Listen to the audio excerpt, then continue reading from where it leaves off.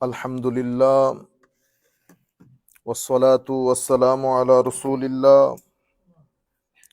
ওয়া আলা আলিহি ওয়া সাহবিহি ওয়া মাওয়ালা আম্মা বা'দ ফাকাদ ক্বালা আল্লাহু সুবহানাহু ওয়া তাআলা ফিল কুরআনিল কারীম বিসমিল্লাহির রহমানির রহিম ইন্নাল্লাহা ওয়া মালাইকাতাহু ইউসাল্লুনা আলান নবী ইয়া আইয়ুহাল্লাযীনা আমানু সাল্লু আলাইহি ওয়া সাল্লিমু তাসলিমা।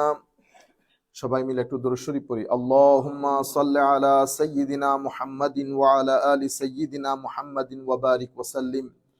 আল্লাহুম্মা সাল্লি আলা সাইয়্যিদিনা মুহাম্মাদিন ওয়া আলা আলি সাইয়্যিদিনা মুহাম্মাদিন ওয়া বারিক ওয়া সাল্লিম। সম্মানিত মুসাল্লিয়ানে কেরাম, আজকে আমরা আমাদের বিষয় থেকে একটু সরে আমাদের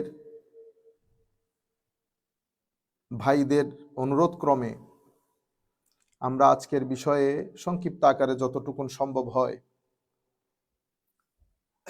আমাদের বাংলাদেশে নারী কমিশনের পক্ষ থেকে সরকারের কাছে একটা প্রস্তাবনা পেশ করা হয়েছে নারীদের বিষয় নিয়ে। তো সেখানে নারীবাদী সংগঠনের যাদের সাথে বাংলাদেশের 95% নারীর কোনো সম্পর্ক নাই, বাংলাদেশের 95 to 98% আমাদের যারা মা বোন, বাংলাদেশের সাধারণ মহিলা, ইনারা জানেনও না এই নারী কমিশনের কাজ কি। আমি এনারা কারা, ব্যাকগ্রাউন্ড কি, এগুলা বলবো না।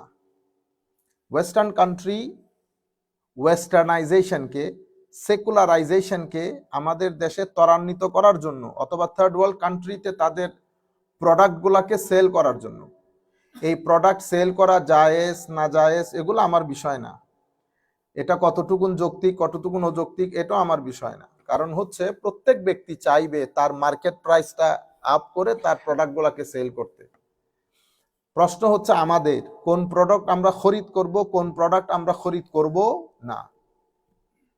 আনফরচুনেটলি বিভিন্ন এনজিওর মাধ্যমে আমাদের দেশে এই টাকাগুলা খরচ হয়।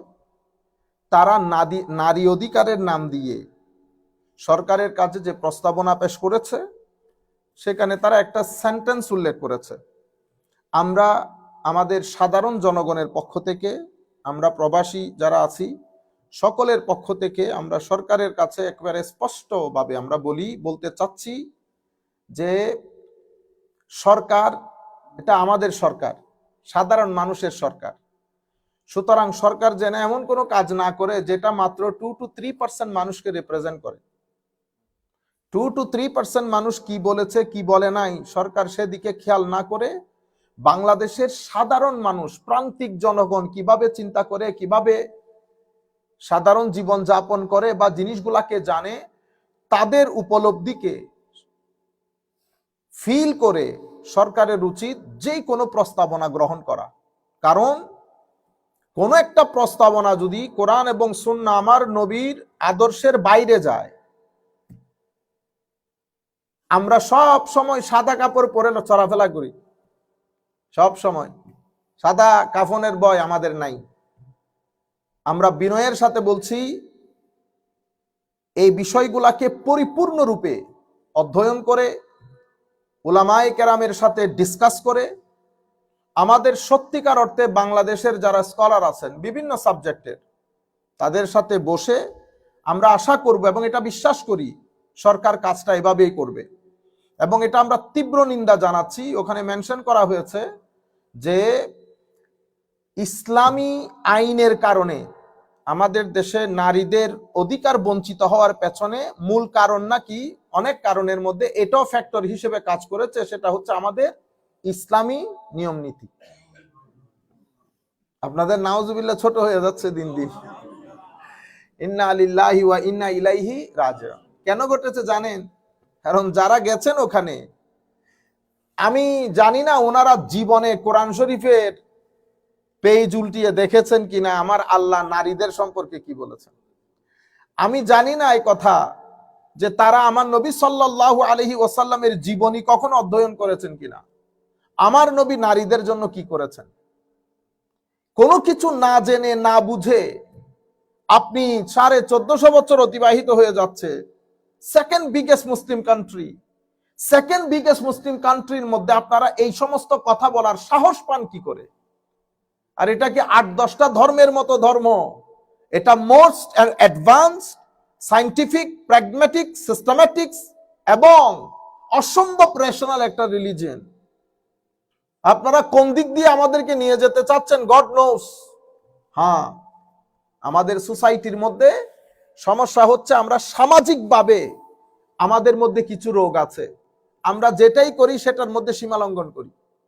যেমন আমাদের মধ্যে কিছু পরিবার আছে যেখানে মহিলাদেরকে কথাই বলতে দেওয়া হয় না। আছে, অবশ্যই আছে। সেটার সাথে ধর্ম না, সেটা হচ্ছে আমাদের বেড়ে ওঠা, আমাদের মাটি, আমাদের পানি। যারা নারী সংগঠনের নাম দিয়ে ওখানে গেছেন, আমরা যদি আপনাদের ঘরে যারা কাজ করে মেইড সার্ভেন্ট, তাদের ইন্টারভিউ করলে আপনাদের আসল পরিচয় বের হয়ে আসবে।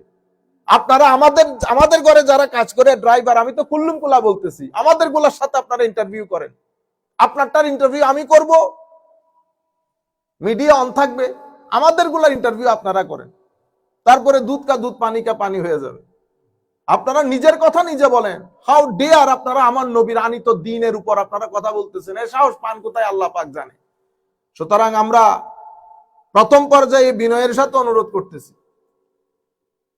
ইতোপূর্বে মার্চ ফর গাজা আপনারা দেখেছেন, শনিবারে আরো একটা হতে যাচ্ছে ইনশাআল্লাহ।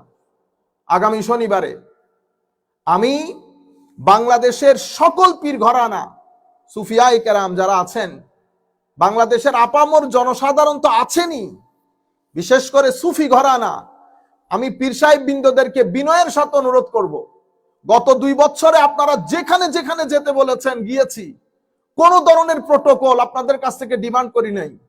একটা টেলিফোনের কারণে আপনারা আমাদের সাথে প্রোগ্রামের আগে পরে কখনো দেখাও হয় নাই, শুধু টেলিফোন করে বলেছেন হুজুর অমুক তারিখ প্রোগ্রাম আসতে হবে। ছুটে গেছি, কই চট্টগ্রাম, কই পাবনা, কই চট্টগ্রাম, কই খুলনা, কই চট্টগ্রাম, কই সাতক্ষীরা, কই চট্টগ্রাম, কই আটরশি, কই চট্টগ্রাম, কই জামালপুর, সিরাজগঞ্জ, যেখানে যেখানে যেতে বলেছেন। উদ্দেশ্য একটা ছিল যে আমরা সবাই এক টেবিলে বসি, আমরা একসাথে হই। আমরা একসাথে হলে সত্যিকার দ্বীন ইসলামের যে বাণী, সেটা তরুণ প্রজন্মের কাছে পৌঁছানো আমাদের জন্য অনেকাংশে সহজ হয়ে যাবে। এই আশা ভরসা নিয়ে গত 2 বছর দিন রাত হিসাব করলে প্রত্যেক দিন আমরা 2.5 থেকে 300 মাইল সফর করেছি, every day without any break, শুধু আপনাদের জন্য, কোনো ডিমান্ড ছাড়া। এক একটা টেলিফোন করেছেন, শুধু এক একটা টেলিফোন, এক টেলিফোনের বরকতে আসতেও বলি নাই যে ঘরে এসে দেখা করেন, আপনি কে, কোত্থেকে দাওয়াত করেছেন, না। শুধু একটা আশা ছিল যে আমরা সবাই একসাথে হই। আল্লাহ পাকের মেহেরবানি, সেই সুযোগ এসেছে। আগামী শনিবার আপনাদেরকে দাওয়াত দেওয়া হচ্ছে। আমরা প্রত্যেক মানুষের রিপ্রেজেন্টেশন দেখতে চাই।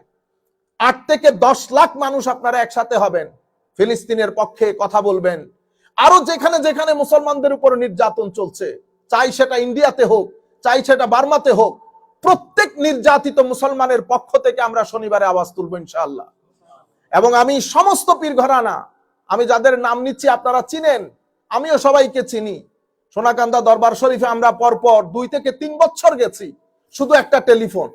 সুতরাং আমি সেই দরবারের সমস্ত মুরিদিনদেরকে, যারা আমাদেরকে বেহদ মহব্বত করেন, আমরা বাংলাদেশের আটরশি দরবার হোক, অথবা আমাদের জামালপুরের দরবার হোক, এনায়েতপুর দরবার শরীফ হোক, খুলনা দরবার শরীফ হোক, সাতুরা দরবার হোক, এবং ফান্দাউক দরবার হোক, আর আমাদের সিলেটের ফুলতলি দরবার শরীফ থেকে শুরু করে, আমরা সকল পীরানে কেরাম এবং তাদের অনুসারী বৃন্দের প্রতি বিনয়ের সাথে অনুরোধ করছি, আগামী শনিবার আপনারা 10 লাখ মানুষ মিনিমাম নারায়ে তাকবীর, নারায়ে রিসালাতের স্লোগান, সাথে ইয়া নবী সালাম আলাইকা, আমরা কিয়াম মিলাত একসাথে করব সেদিন।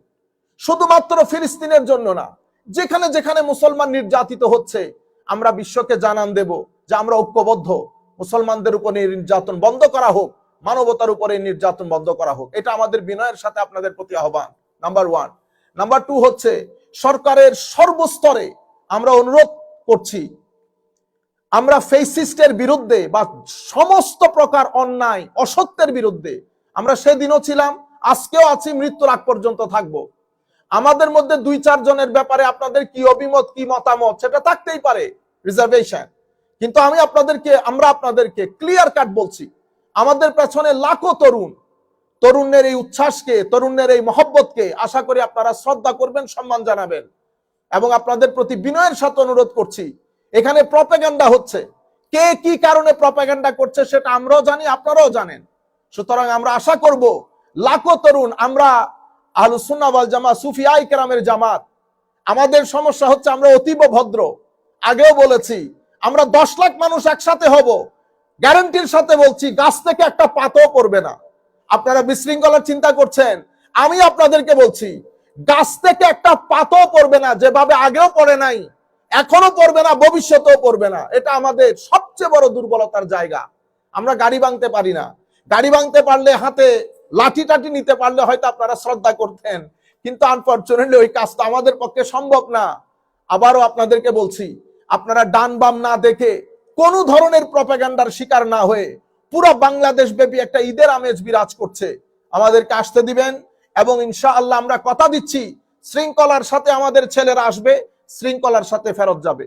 ধন্যবাদ সবাইকে। এর পরবর্তীতে যেখান থেকে আমি কথাটা শুরু করেছিলাম, যে আমাদের এখানে 2টা ক্লাস, আমাদের মাটি, আমাদের পানি, আমাদের তরকারির মশলা সবকিছু মিলেমিশে আমাদের একটা গ্রোথ আছে, আমাদের একটা সেন্টিমেন্ট আছে। আমরা মানসিকভাবে ওরকম, এখানে কোরআন হাদিসের বিষয় না।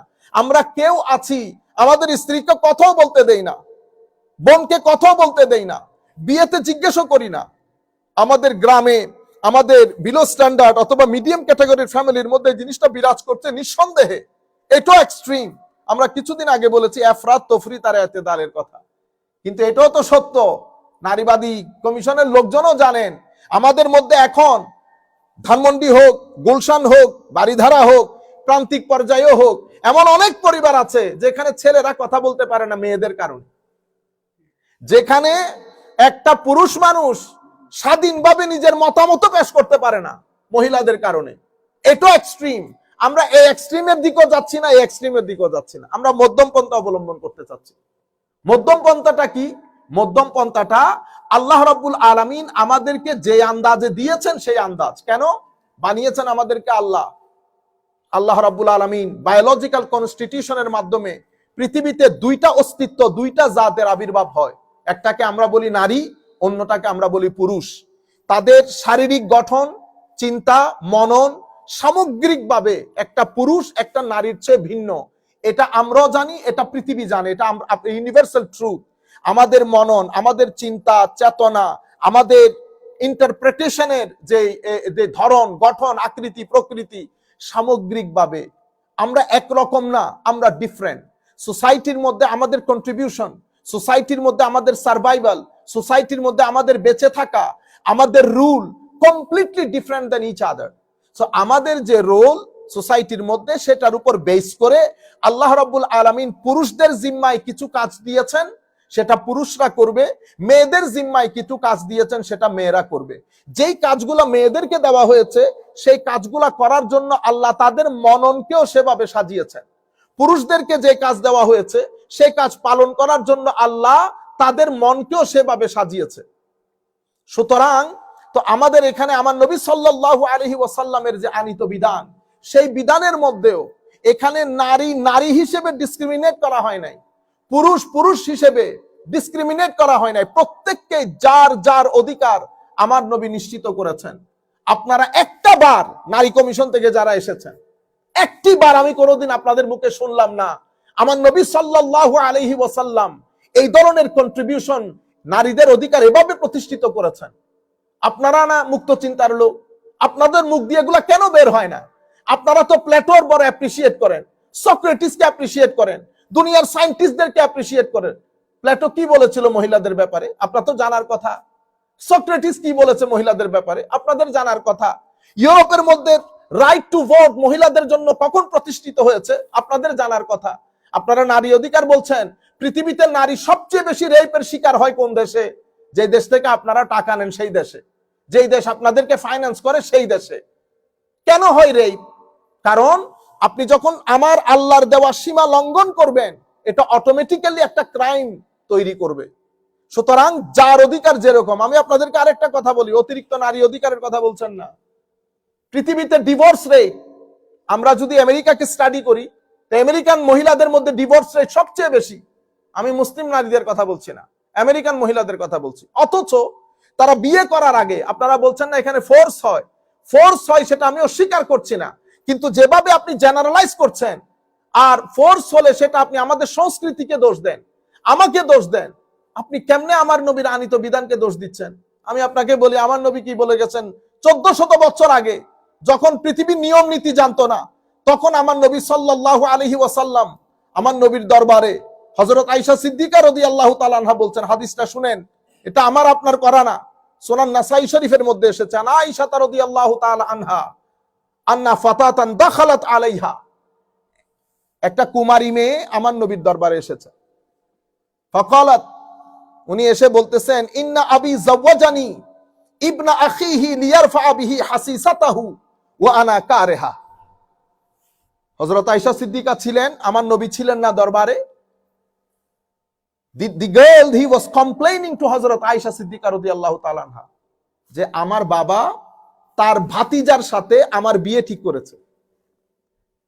My father wants me to marry his nephew. Why?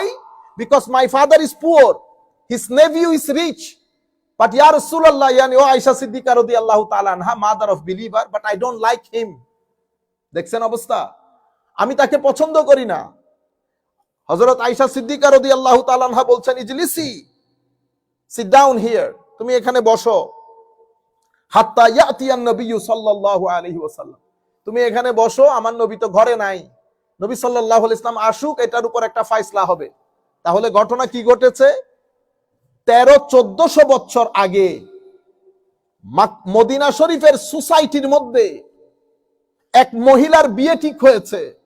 তার বাবা তার ভাতিজার জন্য তার মেয়েকে ঠিক করেছে, কারণ ভাতিজা রিচ ছিল, বাবা পুয়ার ছিল। এই অবস্থায় আপনি চিন্তা করতে পারবেন আপনি এই সোসাইটিতে কিছু করতে পারবেন? মহিলা আমার নবীর দরবারে দৌড় দিয়ে গেল, আমার নবী তশরিফ আনলেন, আনার পরে ফাজা রাসূলুল্লাহ সাল্লাল্লাহু আলাইহি ওয়াসাল্লাম ফাআখবারাতহু, আমার নবী তশরিফ আনলেন, আমার নবীকে তিনি জানালেন, ফাআরসালা ইলা আবিহা, আমার নবী সাল্লাল্লাহু আলাইহি ওয়াসাল্লাম লোক পাঠিয়ে তার বাবাকে ডেকে আনলেন আমার নবীর দরবারে। ফাদাআহু, তাকে ডাকলেন, ফাজআলাল আমরা ইলাইহা, সুবহানাল্লাহ।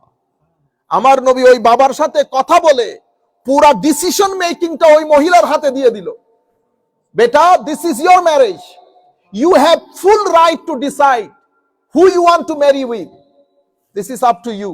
বাবাকে বলতেছে এখানে আপনার কোন ইন্টারফেয়ারেন্স হবে না। কি আজীব দেখেন, এই মহিলাগুলা এসে আমাদের প্রধান উপদেষ্টার কাছে ওনারা সুপারিশ পেশ করেছেন, আমাদের দিনের মধ্যে নাকি দিনের কারণে মহিলাদের উপর অনেক ধরনের অরাজকতা হয়। আরে বেটা, যত আমি 1400 বছর আগে বলছি, আমার নবীর শান, তোমাদেরকে আমার নবী কথা বলার অধিকার দিয়েছে। তোমাদের জীবনে তোমরা কোনোদিন আমার নবীর নামটা পর্যন্ত নাও না যে আমার নবী এই কাজটা করেছে। তোমাদের মুখে ইংরেজি নামগুলো আসে, মানুষ টাকার জন্য এত পাগল হয়ে যায়। তোমরা ঘরে ঘরে দেখো, তোমরা দাঁড়ালে 5 জন মহিলা তোমাদের সাথে একসাথে হয় কিনা।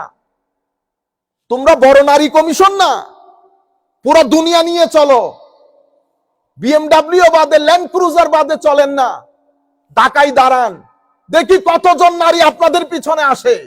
যেদিন আপনারা দাঁড়াবেন সেদিন আমাদের গরিবকে বলবেন দাঁড়াতে, আমরাও দাঁড়াবো। দেখি নারী কমিশনের সাথে মানুষ বেশি যায় না, আমাদের দরবারে মানুষ বেশি আসে। আপনারা বাংলাদেশের সাধারণ মহিলাদের রিপ্রেজেন্টেটিভ না, আপনারা নির্দিষ্ট একটা এজেন্ডা বাস্তবায়ন করার জন্য, সো কল্ড বাংলাদেশকে সেকুলারাইজড কান্ট্রি করার জন্য, ডিভোর্স রেট বাড়ানোর জন্য, ক্রাইম রেট বাড়ানোর জন্য, রেপ রেট বাড়ানোর জন্য, সনম मैंने छूके डूबा तुझे साथ लेके डूबू, তো আমি যখন ডুবছি তোরে লইয়া ডুবমু, এই অবস্থা। এই সোসাইটিও ডুবেছে, আপনারা এসে এই সোসাইটির মধ্যে কি সোসাইটি দেখেন? হায়া করার কথা, কারণ আপনাদের ঘরের মধ্যেও শান্তি নাই, আপনাদের পরিবারের লোকজন আপনাদের কথা শুনে না, সেটা আপনারা আমাদের সমগ্র বাংলাদেশের মধ্যে বাস্তবায়ন করতে চাচ্ছেন। সম্মানিত উপস্থিতি, বাংলাদেশের মধ্যে আমার নবীর নাম নেওয়া এক মুসলমানও যদি বেঁচে থাকে, সেই ধরনের দুঃসাহস ইনশাআল্লাহ বাংলার আকাশে কেউ করবে না। ইতপূর্বে আপনাদের চেয়ে বড় বড় শক্তিশালী জিনিস হাবুডুবু খেয়েছে, আপনারা আর কোন পুকুরের মাছ? সুতরাং ভদ্রতা, ভালো, নম্রতার মধ্যে সাধারণ মানুষ, সাধারণ মুসলমান, ইসলাম ধর্ম, আমাদের সংস্কৃতি, সুষ্ঠু সংস্কৃতি বলতে যেটাকে বোঝায়, সেটা নিয়ে আমরা খুবই শান্তিতে আছি। শুধু শুধু বাইরের টাকা খেয়ে সমস্ত ফালতু কথা বলে আপনারা দেশটাকে অশান্ত করবেন না। এমনিতে অনেক ধরনের সমস্যার মধ্যে আছে। আমার নবী ওই মেয়ের বাপকে ডেকে বলতেছে, এখানে আপনি কথা বলতে পারবেন না। আমার নবী ওই মেয়েকে ডেকে বলতেছেন, বেটা ফাজাআল আল আমরি ইলাইহা। আমার নবী পুরো ডিসিশন মেকিং তার হাতে দিয়ে দিয়েছে। ফাকালাত ইয়া রাসূলুল্লাহ কদ আজারতু মা সানাআ আবি ওয়ালাকিন আরাদতু আন আ'লামা আলিন নিসাই মিনাল আমরে শাইউন। সুবহানাল্লাহ। ইয়া রাসূলুল্লাহ, আমার বাবা যা করেছে আমি মেনে নিলাম। Now I am accepting what my father what is been decided by my father. But আমি শুধুমাত্র মহিলাদেরকে এতটুকু জানান দেওয়ার জন্য এসেছি ইয়া রাসূলুল্লাহ। বিয়ের এই ম্যাটারের মধ্যে মেয়েদের কি কোনো কিছু বলার আছে? এই মেয়েদের যে বলার অধিকার আছে এটা জানানোর জন্য আমি আপনার দরবারে এসেছি। আপনারা বুঝতে পেরেছেন আপনি কোন সোসাইটিতে এখন বসবাস করতেছেন? আপনি 1400 বছর পিছনে চলে যান, যেখানে ভোটের অধিকার পেয়েছে আমেরিকার মধ্যে হাতে গণলে শনিয়ে শনিয়ে 8 দিন হয় নাই। খুব নারীদের উপর বহুত অত্যাচার হইতেছে। আরে বেটা, আমাদের ঘরের মধ্যে আমরা মাদেরকে পূজা করি, মানে সর্বোচ্চ সম্মান দেই, আপনারা সেই সম্মান থেকে বঞ্চিত। কারণ আপনাদের সন্তানদেরকে আপনারা ইউরোপ টাইপ করে বড় করেছেন। আপনারা ঘরের মধ্যে বাংলাই বলেন না কথা। আমরা জানি না আপনারা কোন ভাষায় ঘরে কথা বলেন। আপনারা হাত দিয়ে খান। আপনাদের ঘরের মধ্যে বাংলাদেশী সংস্কৃতি বলতে কোনো কিছু নাই। আমি সরকারের সমস্ত লেভেলের লোকজনদেরকে, আপনারা জানেন, আমাদের চেয়ে ভালো জানেন, তবুও বলছি, এরা কেউ বাংলাদেশের সংস্কৃতি লালন করে না। বাংলাদেশের সংস্কৃতি আমরা সাধারণ মানুষজন লালন করি। আমরাই শুটকি দিয়ে ভাত খাই, ওনারা শুটকি খান না, চিকেন ফ্রাই মারে, পিজা ছাড়া খায় না, হ্যাঁ, ইংরেজি বাদে কথা বলে না, টুসটাস, ধানমন্ডি বলেন, গুলশান বলেন, পাগল হয়ে যাবেন আপনারা। মরে মরে মরে মরে স্কুল, এই ছেলেরা কি বাংলাদেশের ছেলে না বাইরের ছেলে বুঝার কোনো উপায়? আমাদের আমেরিকান ছেলেগুলা নামাজি, আর ওনারা তো আমেরিকানের চেয়ে মোর দেন আমেরিকান। মাশাআল্লাহ, হ্যাঁ, মোর দেন আমেরিকান। যাই হোক, তাহলে আপনি বলতেছেন এই ইসলামের কারণে হয়েছে, ইসলামের কারণে হয় নাই। আপনি আমাদের লোকাল কালচার ট্রেডিশন, আমরা হিন্দুয়ানা সোসাইটি যেখানে কথা বলতে দিত না, সেই জায়গা থেকে আমরা উঠে এসেছি বিদায়। আসেন আপনাদেরকে আরেকটা হাদিস শরীফ বলি। ক্বালান নবী সাল্লাল্লাহু আলাইহি ওয়াসাল্লাম, আসেন কোন মুহূর্তে আমার নবী কোন কথা বলেছেন। আন আবি হুরায়রা ক্বাল ক্বালা রাসূলুল্লাহ সাল্লাল্লাহু আলাইহি ওয়াসাল্লাম তুস্তামারুল ইয়াতীমাতু ফি নাফসিহা ফাইন সাকাতাত ফাহুয়া ইযনুহা ওয়া ইন আবাত ফালা জাওয়াজা আলাইহা। সুবহানাল্লাহ। আমার নবী সাল্লাল্লাহু, হযরত আবু হুরায়রা রাদিয়াল্লাহু তাআলা আনহু থেকে বর্ণিত, উনি বলেন আমার নবী সাল্লাল্লাহু আলাইহি ওয়াসাল্লাম ইরশাদ করেছেন, an orphan girl, একজন ইয়েতিমকে, মা নাই বাবা নাই, যুদ্ধে মারা গেছেন, ইয়েতিমকে বিয়ে দিচ্ছেন। না, বিয়ে শুধু তারে দিয়ে দিলে হবে না, তুস্তামারু, তার পরিপূর্ণ মতামত গ্রহণ করো, whether she is agreed or not।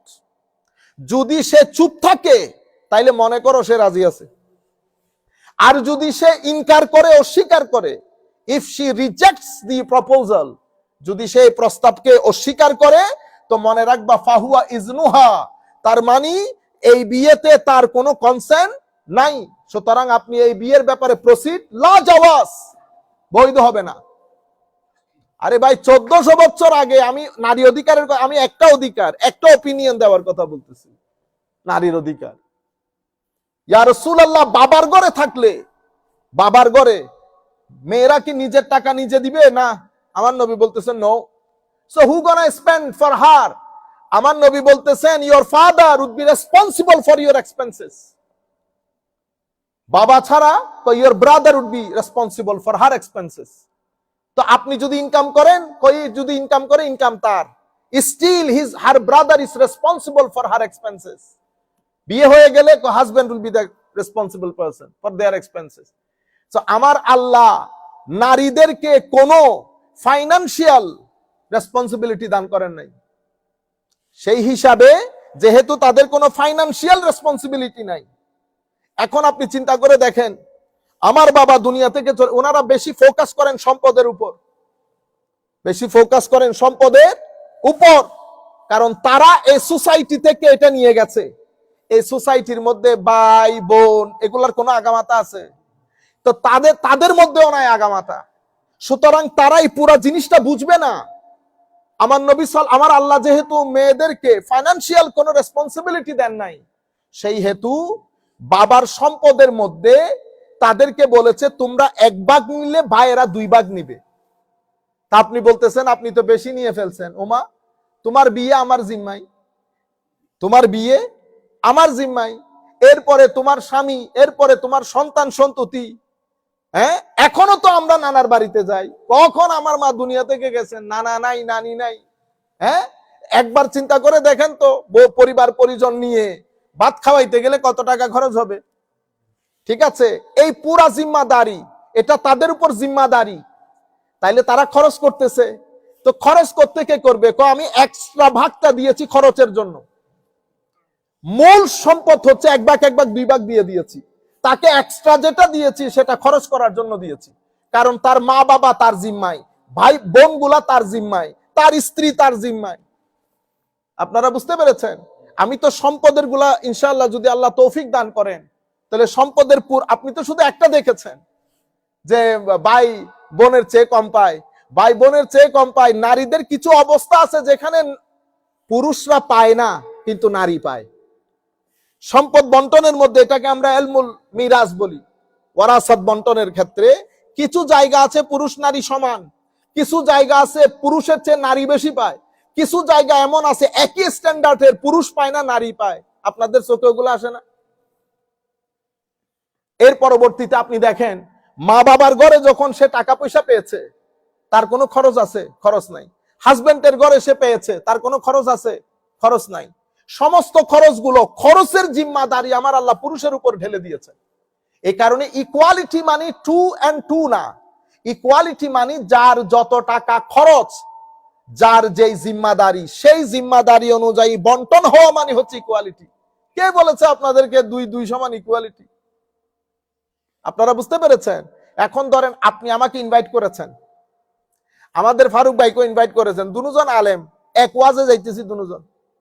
তো ফারুক ভাইও 20,000, আমিও 20,000, কিন্তু গাড়িটা চালাই নিয়ে গেছে ফারুক ভাই। আসার সময় ফারুক ভাই, যাইতে 3,000 টাকার তেল, আসতে 3,000 টাকার তেল, চালানি বাদে। তো আপনাকে বল, হুজুর আমি কিন্তু দুইজনকে সমানে সমান দিছি, আমি কারো উপর জুলুম করতে পারবো না। তো কেমনে কি করছেন? আপনারও 20 দিছি, আরো 20 দিছি। তো কেমনে হইলো? ইকুয়ালিটি কেমনে হয়েছে? হুজুর 20-20 তো, আরে বেটা 20-20 হলো, বেচারা 3,000 টাকা যাইতে দিছে, 3,000 টাকা আসতে দিছে, আর ড্রাইভিং যে করছে 3 ঘন্টা 6 ঘন্টা, এটার বাদে। তো ইকুয়ালিটি কেমনে হইলো? ইকুয়ালিটি কখন হবে? ড্রাইভিং এর জন্য আলাদা দিয়ে দেবেন 6,000, তারপর উনি যে ড্রাইভ করে গেছে ওইটার একটা অ্যামাউন্ট 5,000, 4-5 11,000, এরপরে আপনি 20-20 দিবেন না 40-40 দিবেন, পরে হিসাব। আপনারা বুঝতে পেরেছেন? এটা কি ইকুয়ালিটি বলে? এখন আপনি বলতেছেন, ভাইকে বলতেছেন 20, বোনকে বলতেছেন 20, বউয়ের খরচ ভাই, বোনের খরচ ভাই, মার খরচ ভাই, বাবার খরচ ভাই, তো ভাই তো ফকির হয়ে যাবে। তো আল্লাহ এখানে ইকুয়ালিটি, আমরা মনে করি 2 আর 2 ইকুয়ালিটি, 2 আর 2 না, বেসড অন ইওর রেসপন্সিবিলিটি। যাই হোক, আমি আপনাদেরকে প্রাইমারিলি, কারণ আমাদের ছেলে, আমরা জানতাম না এটা হয়েছে, আমরা এই আসরের পরে জানতে পেরেছি যে এখানে এই ধরনের কিছু কথা এসেছে, ছেলেরা পাগল করে ফেলতেছে এটা নিয়ে কথা বলার জন্য। তো আমি আজকে সামান্য ডোজ, ইনশাআল্লাহ পরবর্তীতে আমরা বিস্তারিত আলোচনা করব। যাই হোক, আমি আপনাদেরকে বলছি, আমার নবী সাল্লাল্লাহু আলাইহি ওয়াসাল্লাম মুসলিম শরীফের riwayatের মধ্যে বলছে, ফাত্তাকুল্লাহ ফিন নিসা আখাসতুমুহুন্না বিআমানিল্লাহ। আমার নবী বিদায় হজ্জের ভাষণে কুল কায়নাতকে বলছে, হে মানুষ, তোমরা তোমাদের স্ত্রীদের ব্যাপারে আল্লাহকে ভয় করো। যেই নবী 1400 বছর আগে বিদায় হজ্জের ভাষণে পুরুষ মানুষকে ডেকে বলতেছে তোমরা মহিলাদের ব্যাপারে আল্লাহকে ভয় করো। সেই উম্মতের নবী, সেই নবীর উম্মতের নারীরা 1400 বছর পরে এসে সরকারের কাছে আপিল করতেছে এই নবীর গাইডেন্সের কারণে নারীরা বলে কি হইতেছে, বৈষম্যের শিকার হচ্ছে। কেমন লাগে বলেন তো? আমার নবী সাল্লাল্লাহু আলাইহি ওয়াসাল্লাম বলছেন তোমরা ওয়াস্তাহলালতুম ফুরুজাহুন্না বিকালিমাতিল্লাহ ওয়ালাকুম আলাইহিন্না আল্লা ইউআতিনা ফুরুশাকুম আহাদান তাকরাহুনা ফাইন ফাআলনা যালিকা ফাদরিবুহুন্না দারবান গায়রা মুবাররিহ ওয়ালাহুন্না আলাইকুম রিজকুহুন্না ওয়া কিসওয়াতুহুন্না বিল মারুফ। ক্লিয়ার কাট আমার নবী সাল্লাল্লাহু আলাইহি ওয়াসাল্লাম বলতেছেন তোমরা আল্লাহর নাম নিয়ে তাদেরকে স্ত্রী হিসেবে গ্রহণ করেছো, সুতরাং তাদের ব্যাপারে সাবধান। তাদের কাপড় চোপড়, তাদের ঘর সবকিছু তোমাদের জিম্মায়। আপনি বিয়ে যখন করবেন মোহর কে দেয়? ওমা মোহর নেওয়ার সময় থেকে ডাটাইয়া নেন মোহর 20 ভরি 30 ভরি ছাড়া হবে না। বাংলাদেশ সিলেট চট্টগ্রাম আর সিলেট থেকে বিয়ে করলে তো গেছে সব, দুনিয়াও গেছে আখিরাতও গেছে। 1-2 টাকা না তো 50 লাখ টাকা 70 লাখ টাকা মোহর লাগবে, 1 কোটি টাকা মোহর লাগবে। তারপরে স্বর্ণ বলে আবার আলাদা, স্বর্ণ 20 ভরি 30 ভরি 20 ভরি স্বর্ণ কিনতে গেলে 25 লাখ টাকা খরচ হয়। এর পরবর্তীতে এগুলা তো আছে, তারপরে আবার এই 20 ভরি স্বর্ণ এগুলার পরে আবার মেয়ের বাজার আছে না, আপনি চিন্তা করতে পারতেছেন? কিন্তু এই যে আপনারা বলতে পারেন বরযাত্রী, ইসলাম তো বিয়ের দিন মহিলাদের উপর আমার নবীর শরীয়তের মধ্যে কোনো চাপ সৃষ্টি করেন না আমার নবী। সেখানেও পুরুষদেরকে বলেছে তোমরা মোহর আদায় করো, সেখানে পুরুষদেরকে বলেছে আউলিম বিশাত, ওলিমা করো, দরকার হলে একটা ছাগল দিয়ে হলেও করো। ওলিমা করো পুরুষের দায়িত্বে, মোহরও পুরুষের দায়িত্বে, বরণ পোষণ পুরুষের দায়িত্বে, ঘর বাড়ি পুরুষের দায়িত্বে। আর আমার সম্পদ 2 ভাগ দিছে, আপনি পাগল হয়ে যাইতেছেন। আপনারা যে আমি 50 বার ঢাকা চিটাং ফ্লাইটে আনা নেওয়া করছি ওইটা আপনার চোখে পড়লো না? একদিন আপনি 4000 টাকা দিছেন, মনে হয় যেন যান কবজা হওয়ার আগের দিন পর্যন্ত বলবে যে অমুক তারিখের টিকিট আমি কিনে দিছি। বুঝতে পেরেছেন? এই অধিকার আমার নবী সাল্লাল্লাহু আলাইহি ওয়াসাল্লাম কোন পর্যায়ে নিয়ে গেছেন নারীকে। আরে জীবন্ত পতিতকরণ করা হতো, গেড়ে ফেলা হতো, সেখান থেকে উঠে এনে আমার নবী বলেছেন যার 1 নারী, যার 2 মেয়ে, যার 3 মেয়ে। আমি একটা হাদিস বলি আপনাদেরকে একেবারে সরাসরি। আমার নবী সাল্লাল্লাহু আলাইহি ওয়াসাল্লাম শুধুমাত্র স্বাভাবিক পুরুষদেরকে পড়াইতেন। দেখেন সাহাবায়ে কেরাম, আমার নবীর সাহাবিয়াত কিভাবে আমার নবীর উপর অধিকার খাটাইতেন। হযরতে আবু সাঈদ খুদরি বলছেন জাআত ইমরাআতুন ইলা রাসূলিল্লাহি সাল্লাল্লাহু আলাইহি ওয়াসাল্লাম ফাকালাত ইয়া রাসূলুল্লাহ। হযরত আবু সাঈদ খুদরি বলছেন এক মহিলা আমার নবীর দরবারে আসলেন, আমার নবীর সাহাবিয়া, কয় ইয়া রাসূলুল্লাহ যাহাবার রিজাল বিহাদিসিক ফাজআল লানা মিন নাফসিকা ইয়াওমান নাতিকা ফীহি তুআল্লিমুনা মিম্মা আল্লামাকাল্লাহ। হুজুর, পুরুষরা তো আপনার সব টাইম খায়া ফেলে, আপনার সমস্ত দর্শ সমস্ত আলোচনা শুধু পুরুষদের জন্য। ইয়া রাসূলুল্লাহ আমাদেরকে টাইম দেন। সুবহানাল্লাহ, আমরা আপনার কাছ থেকে শিখতে চাই যা আল্লাহ আপনাকে শিখিয়েছেন। আমার নবী সাল্লাল্লাহু আলাইহি ওয়াসাল্লাম ইরশাদ করেছেন, আপনি চিন্তা করতে পারবেন অর্ধ পৃথিবীর শাসক তখন আমার নবী। আমার নবী ইশারা দিলে, আমার নবীর ইশারায় বড় বড় রাজা উঠতেছে, আমার নবীর ইশারায় বড় বড় রাজা বসতেছে। তখন সেই রকম একজন শাসকের সামনে এসে এক সিম্পল মহিলা বলতেছে ইয়া রাসূলুল্লাহ পুরুষদেরকে আপনি এত সময় দেন, আমাদের সময় কই? কি পরিমাণ আপনি মানবাধিকার বলতেছেন, হিউম্যান রাইটস বলতেছেন, এর চেয়ে বড় অধিকার আর কি? আপনারা হাজবেন্ডের সাথে কথা বলতে পারেন না, আর তারা রাষ্ট্রপ্রধান, ইমামুল একে তো নবী, ইমামুল মুরসালিন, রাষ্ট্রপ্রধান এসে বলতেছে আমাদের জন্য একটা টাইম ঠিক করে দেন ইয়া রাসূলুল্লাহ। কোনো প্রটোকল নাই, কোনো কিছু নাই। আমার নবী সাল্লাল্লাহু আলাইহি ওয়াসাল্লাম বলছেন ইজতামি'না ইয়াওমা কাযা ওয়া কাযা, তোমরা অমুক অমুক বারে একসাথে হও। ফাজতামা'না ফাআতাহুন্না রাসূলুল্লাহ সাল্লাল্লাহু আলাইহি ওয়াসাল্লাম ফাআল্লামাহুন্না মিম্মা আল্লামাহুল্লাহ। তারা ওই বারে আমার নবী যেই বার বলেছে সেই বারে সবাই একসাথে হয়েছে। আমার নবী তাদেরকে দর্স দেওয়া শুরু করলেন। এর পরবর্তীতে ফাআল্লামাহুন্না মিম্মা আল্লামাহুল্লাহ সুম্মা ক্বাল মা মিনকুম মিন ইমরাআতিন তুকাদ্দিমু বাইনা ইয়াদাইহি মিন ওয়ালাদিহা সালাসা ইল্লা কানু লাহা হিজাবাম মিনান নার।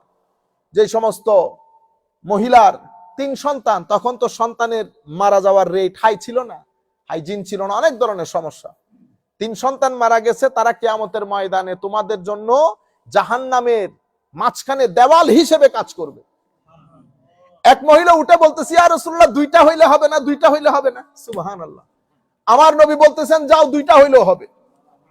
এই জন্য আমরা বলি আমার নবীকে আল্লাহ এখতিয়ার দিয়েছেন, আমার নবীকে আল্লাহ এখতিয়ার দান করেছেন, ইচ্ছার স্বাধীনতা দান করেছেন। আমার নবী অ্যাডিং সুপারসিডিং করতে পারে, সংশোধন, সংযোজন, বিয়োজন আমার নবীকে আল্লাহ অধিকার দান করেছেন। আপনি দেখেন এই যুগে আপনি করবেন, আমাদের মধ্যে আমরা কেউ করি স্ত্রীর সাথে দূর প্রতিযোগিতা। আমি নারী কমিশনের লোকদেরকে বলতেছি, আপনাদের সাথে আপনাদের স্বামীর সম্পর্ক হবে এরকম। আমার নবী আয়েশা সিদ্দিকা রাদিয়াল্লাহু তাআলা আনহার সাথে দূর প্রতিযোগিতা দিয়েছেন। হাদিসে পাকের মধ্যে এসেছে, নবী আমার সাথে দৌড় প্রতিযোগিতা দিয়েছেন, কিন্তু আয়েশা সিদ্দিকা প্রথমে একটু হ্যাংলা পাতলা ছিল। আমার নবী ইচ্ছে করে আয়েশা সিদ্দিকা রাদিয়াল্লাহু তাআলা আনহাকে জিতিয়ে দিয়েছেন। কি খুশি আয়েশা সিদ্দিকা, দৌড়ের মধ্যে আমার নবীকে হারিয়ে দিয়েছে যুদ্ধের যাওয়ার রাস্তার মধ্যে। এর কিছুদিন পরে আয়েশা সিদ্দিকার রেওয়ায়েতের মধ্যে ঠিক এই আন্দাজে এসেছে, উনি একটু শরীর ভারী হয়ে গেছে আমাদের মা আয়েশা সিদ্দিকা রাদিয়াল্লাহু তাআলা আনহা। সেইবার আমার নবী বলতেছে, আয়েশা দেখি আসো তো, দৌড়ান দাও দেখি কে পারে। সেইবার আমার নবী আয়েশা সিদ্দিকা রাদিয়াল্লাহু তাআলা আনহার শরীর একটু ভারী হওয়ার কারণে সেভাবে আর অ্যাক্টিভ হতে পারেন নাই। কি আন্দাজের দিন! আর আপনি 1400 বছর পরে আয়েশা এটা কি বললেন? নারী বৈষম্যের শিকার। আমার নবী, আপনি এমনিতে বলতেন আমার গায়ে লাগতো না, আপনি কেমনে বললেন আমার নবীর দ্বীনের কারণে বৈষম্যের শিকার হয়েছে? সেই জন্য আমি আপনাকে বলতেছি আমার নবী কোন দিন দিয়ে গেছে। আসেন আরেকটা হাদিস শরীফ পড়ি। সাল্লাল্লাহু আলাইহি ওয়াসাল্লাম, যাই হোক, হযরতে সাদ বিন আবি ওয়াক্কাস রাদিয়াল্লাহু তাআলা, এটা বুখারী শরীফের রওয়ায়াত, আন্নাহু আখবারাহু আন্না রাসূলুল্লাহ সাল্লাল্লাহু আলাইহি ওয়াসাল্লাম ক্বাল। হযরত সাদ বিন আবি ওয়াক্কাস বলতেছেন, আমরা যত টাকা মানুষের জন্য খরচ করি, ইন্নাকা লান তুনফিকা নাফাকাতান তাবতাগি বিহা ওয়াজহাল্লাহ ইল্লা উজিরতা আলাইহা। আপনি যা কিছু আল্লাহর সন্তুষ্টির জন্য খরচ করেন, সেই জাযা, সেই বদলা, সেই রিওয়ার্ড আল্লাহ আপনাকে দান করবেন। শেষে কি বলেছেন জানেন? তো আমি ওই নারী কমিশনের প্রতি বলতেছি, হাত্তা মা তাজআলু ফি ফামে ইমরাআতিক, এমন কি আপনি মহব্বত করে আপনার স্ত্রীকে যে বাতের একটা লুকমা খাইয়ে দিয়েছেন, এটার জন্য আল্লাহ রাব্বুল আলামিন কিয়ামতের ময়দানে আপনাকে প্রতিদান দেবে। কোন সোসাইটির মধ্যে আমার নবী কি শিখাইতেছেন? স্ত্রীর মুখে খাওয়া তুলে দেওয়া। আমি নারী কমিশনের কথা বলতেছি, আপনারা কান দিয়ে শোনেন। আমার নবী বলতেছে 1400 বছর আগে যেই পুরুষ তার স্ত্রীকে মহব্বত করে এক লুকমা খাওয়া ভিতরে খাইয়ে দেবে, সেটার জন্য কিয়ামতের ময়দানে আমার আল্লাহ সৎকার জাযা দান করবেন তাকে। যেই নবী নারীদেরকে, বোনদেরকে, স্ত্রীদেরকে এই মর্যাদায় অভিষিক্ত করেছেন, 1400 বছর পরে আইসা আপনারা আমাদেরকে আধুনিকতা শিখাইতে আসছেন যে বৈষম্যের শিকার হচ্ছে নারীরা। কত নারীদের মহব্বত কারিনী। সম্মানিত উপস্থিতি, এই আন্দাজে আমার নবী সাল্লাল্লাহু আলাইহি ওয়াসাল্লাম নারীদের প্রতি বিয়ের ক্ষেত্রে ইভেন সব জায়গায় আপনারা পরিবারের জন্য যে টাকাটা খরচ করেন, পরিবারের জন্য প্রত্যেকটা পাউন্ড, প্রত্যেকটা ডলার যেটা আপনি পরিবারের রেন্টের জন্য, তাদের শপিং এর জন্য যাবতীয়ভাবে খরচ করেন, প্রত্যেক ডলারের জন্য আল্লাহ সৎকার সওয়াব দান করেন। এবং এভাবে আরেক রওয়ায়াতের মধ্যে এসেছে যে এভাবে আপনার প্রত্যেকটা পেনির জন্য আপনাকে সৎকার সওয়াব দান করা হয়। এমন কি যেই লুকমাটা আপনি আপনার স্ত্রীর মুখে তুলে দিয়েছেন, সেই লুকমার বদলে আল্লাহ আপনাকে সৎকার সওয়াব দান করে। এমন একটা দিন আল্লাহ রাব্বুল আলামিন আমাদেরকে দান করলেন, কিন্তু আনফরচুনেটলি আল্লাহ পাক জানে। এরপরে আপনারা শুধুমাত্র এটা তো দুই একটা হাদিস আমি আপনাদের সম্মুখে তুলে ধরলাম। আল্লাহ রাব্বুল আলামিন কোরআনে হাকিমের মধ্যে ফর এক্সাম্পল আমল আমল নারী করলো না পুরুষে করলো, নারী করলো কি পুরুষে করলো, এটা ধর্তব্য বিষয় না। যেই করুক, নারী করুক আর পুরুষ করুক, আমার আল্লাহ কোন আমলকে নারী বা পুরুষ হিসেবে যাচ পড়তাল করে না। আমল আমল, আমলকে আমল হিসেবে কনসিডার করে। আমার আল্লাহ সবাইকে ইকুয়ালি সওয়াব দান করে। শুধু নারী হিসেবে নারীর সওয়াব, পুরুষ হিসেবে পুরুষ, সেরকম না। আমার নবী সাল্লাল্লাহু আলাইহি ওয়াসাল্লাম সেই সময়ে যুদ্ধের ময়দানে আমার নবী মহিলাদেরকে সঙ্গে নিয়ে যেতেন। আমার নবীকে এক ইরানি দাওয়াত করেছে, সাহাবী। আমার নবী চাচ্ছেন আয়েশা সিদ্দিকাকেও দাওয়াত করা হোক। আমার নবীকে দাওয়াত করার পর আমার নবী বলতেছেন, শুধু আমি? কই ইয়া রাসূলুল্লাহ, হ্যাঁ। কক তাইলে না। আবার বলতেছে, ইয়া রাসূলুল্লাহ একটু দাওয়াত। শুধু আমি? ক হ্যাঁ। ক তাইলে না। হায়রে নারী কমিশন! 1400 বছর আগে উম্মতকে তৈরি করছে আমার নবী। কি আন্দাজে আপনি ডিল করবেন? ওয়ালাহুন্না মিসলুল্লাযী আলাইহিন্না বিল মারুফ ওয়ালির রিজালি আলাইহিন্না দারাজা। ওয়ালাহুন্না মিসল, পুরুষের নারীর উপর, নারীর পুরুষের উপর, দুইজনের উপর অধিকারের ক্ষেত্রে সমান। হ্যাঁ, একটা জায়গায় আল্লাহ রাব্বুল আলামিনকে পুরুষকে নেতৃত্বের যে কোয়ালিটি দিয়েছে, কর্তৃত্বের যে কোয়ালিটি দিয়েছে, গার্ডিয়ানশিপের যে কোয়ালিটি দিয়েছে, সেটা একটু হাই করে দিয়েছে। এটা আল্লাহর সৃষ্টির নিজাম। ঘরের মধ্যে পুরুষ এবং মহিলা দুটারই সমান অধিকার, কিন্তু বাবার মাধ্যমে নিজাম যেটা কন্ট্রোলড হয়, সেটা কোনো মার মাধ্যমে হয় না। মা সারাদিন বলতে থাকে ছেলেদেরকে, পড়তে বসো, পড়তে বসো, পড়তে বসো। কিন্তু আপনি এখনো ঘরে আসেন নাই, নিচে শুধু গাড়ির আওয়াজ শুনেছে সন্তানরা, উপরে গাড়ি বন্ধ করেছেন, উপরে নিজাম কন্ট্রোল হয়ে গেছে না। এটা কেন হয়েছে? এটা আমার আল্লাহ পুরুষদেরকে নেতৃত্বের জন্য, কর্তৃত্বের জন্য, গার্ডিয়ানশিপের জন্য, আমার আল্লাহ খাস একটা কোয়ালিটি, এটা আল্লাহর পক্ষ থেকে দেওয়া। এটা আপনি শিক্ষিত হন, অশিক্ষিত হন, অর্ধশিক্ষিত হন, যেই হন, এটা আপনার ভিতরে ইনবিল্ট কোয়ালিটি অফ লিডারশিপ, এটা আল্লাহ দান করেছেন। আমার আল্লাহ শুধু এই ক্ষেত্রে বলেছেন, বাকি সমস্ত ক্ষেত্রে রাইটসটাকে আমার আল্লাহ ইকুয়াল করে দিয়েছেন। আমি এই জন্য বিয়ের ক্ষেত্রে, সম্পদের ক্ষেত্রে, সম্পদের কি কোনো অধিকার ছিল? আমার নবী সাল্লাল্লাহু আলাইহি ওয়াসাল্লাম সম্পদের অধিকারও নিশ্চিত করেছেন, কিন্তু সেই অধিকার নিশ্চিত করতে গিয়ে খরচের দিকটাকে প্রাধান্য দেওয়া হয়েছে। কার খরচ কতটুকুন, কার ফাইনান্সিয়াল রেসপন্সিবিলিটি কতটুকুন, সেটার উপর ভিত্তি করে আমার নবী সাল্লাল্লাহু আলাইহি ওয়াসাল্লাম এই জিম্মাদারি দিয়েছে। আর প্রত্যেক টেক্সটের পেছনে একটা কনটেক্সট আছে, তখনকার সিস্টেম, তখনকার রুলস রেগুলেশন, এবং আমাদের ধর্মের যে চিন্তা চেতনা, ধর্মের যে আমাদের ক্লাসিক্যাল সায়েন্সের যে নিয়ম নীতি, সেই নিয়ম নীতির আলোকে আমাদের ধর্মের রুলস গুলাকে সাজানো হয়েছে। তা আপনি যদি রুলস গুলা বুঝতে চান, ফিলোসফি অফ দি রুলস, কানুন গুলা বুঝতে চান, আপনাকে পুরা কনটেক্সচুয়াল বিষয়টা সম্পর্কে আইডিয়া থাকতে হবে। আমাদের ধর্ম নারী কাজ করাকে নিষেধ করেন নাই। নারী কাজ করাকে যদি নিষেধ করা হতো, আমার নবী যুদ্ধের ময়দানে মেডিকেল এবং নার্সিংটাকে কন্টিনিউ করার জন্য নারীদেরকে নিয়ে যেতেন না। কিন্তু আমার নবী, আমাদের ধর্মের মধ্যে সেটাকে ডিসকারেজ করা হয়েছে। কেন? ফর এক্সাম্পল, এখন আপনি, আমাদের নারী ডক্টর তো প্রয়োজন। নারী ডক্টর না হলে নারীদের কিছু বিষয় আছে, সেটাকে আমরা মেনটেন করতে পারবো না। কিন্তু নারী ওইখানে না গিয়ে নারী যায় ট্রাক চালাইতে, ইকুয়ালিটি প্রতিষ্ঠা করতেছে। আপনারা বুঝতে পেরেছেন? তো এখানে নারীকে বাইরে যাইতে নিষেধ করে নাই।